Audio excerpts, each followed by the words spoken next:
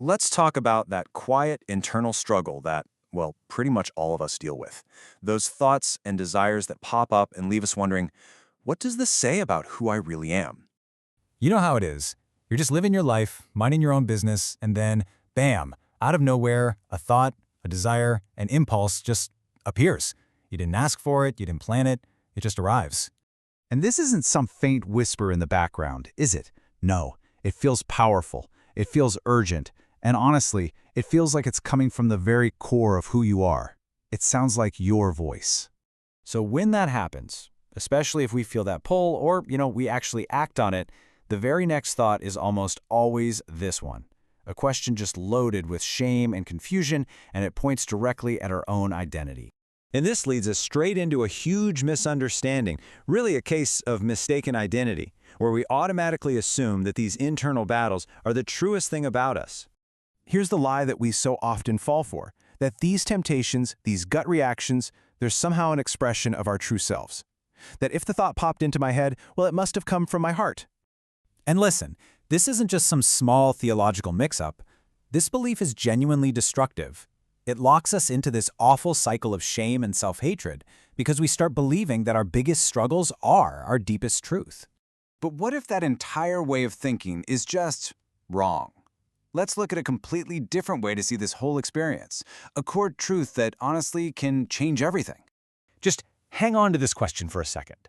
What if that voice, that desire, that impulse, what if it's not actually coming from you? What if you aren't the one generating it? Right here, the Apostle Paul makes this incredibly important distinction. Now, he's not making an excuse for his actions, not at all.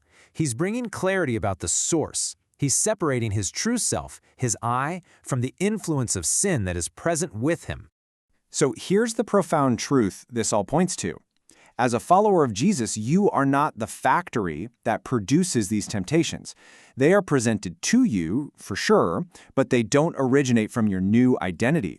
You are not your own source of temptation. And this phrase right here, this is your anchor. This is the practical tool. It lets you acknowledge the reality of what you're feeling without letting it define who you are. It gives you that crucial space to see things clearly. Okay, I know this can all feel a little bit abstract, so let's use a powerful illustration to make this idea more concrete, something you can really hold on to. All right, picture a drill sergeant. Back when you were in the Army, his word was law. You heard a command, you obeyed. Instantly. No questions asked. Now, fast forward. You're a civilian years later, just walking through a shopping mall, and suddenly you hear that same voice yelling an order. For a split second, your muscles tense up. You feel that old, ingrained pull to respond. And that's the whole point. The feeling of compulsion is absolutely real, just like that instinct to snap to attention. But then you remember, oh wait, he doesn't have any actual authority over me anymore. I'm free. So let's map that out. Sin is like the sergeant's voice. It's an external power that's still shouting commands. And the flesh? That's our learned response. It's the old patterns and habits that still tense up and feel that pull. But your true self? You're the free civilian. Now that's a great illustration, but how does this play out when we actually mess up? Because, let's be honest, we all do.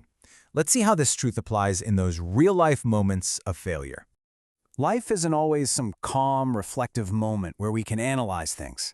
Sometimes we're in a tense conversation, emotions are running high, and there is no pause. We just react. We say something sharp, something defensive, something we immediately wish we could take back. And what happens right after that? Well, it's often a second wave. First came the reaction, and now comes the accusation. Shame rushes in, trying to use that failure as proof, whispering, "See, that is the real you." But this is where everything can change. Even after the mistake, truth can break in. You can stop right there and declare what's actually true. You're not denying what you did. You're just refusing to let it redefine your identity. That reaction, that was the flesh, an old pattern, but it's not you. You see, this completely redefines how we measure spiritual growth. It's not about trying to achieve a perfect record of never messing up. It's about getting better and better at seeing what's really happening, getting quicker to apply the truth, and having a growing willingness to come back to who you really are, even right after you've failed. So as we bring all this together, it really comes down to this: the incredible freedom that comes from knowing and living from your new true self in Christ. Here's the most important distinction we can make, laid out as clearly as possible. Your identity, who you are at your very core, is a new creation, united with Christ. Your experience, on the other hand, is still influenced by the presence of sin and the pull of those old fleshy patterns. But your experience does not get to change your identity. This is the bottom line. It's the absolute declaration of the gospel over your life. It's not one day you'll be new, or you should try to be free. It's a statement of present reality. You are new, you are united with Christ, and you are free, right now. So I'll just leave you with this question. What would actually change for you today in how you see your thoughts, how you handle your reactions, how you fight back against shame, if you truly deeply believe that your struggle is an experience you're having and not the final word on who you are?